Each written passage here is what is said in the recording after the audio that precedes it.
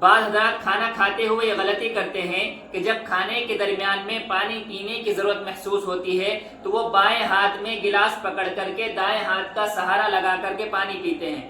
اصل گلاس بائیں ہاتھ میں پکڑیں گے، دائیں ہاتھ کا سہارا لگاتے ہیں۔ یاد رکھیے اس طریقے سے پانی پینا خلاف سنت ہے۔ صحیح طریقہ یہ ہے کہ آدمی دائیں ہاتھ سے پانی پیے، اور اگر ضرورت پڑے تو بائیں ہاتھ کا سہارا بھی لے سکتا ہے، لیکن اصل یہی ہے کہ دائیں ہاتھ سے پانی پیے۔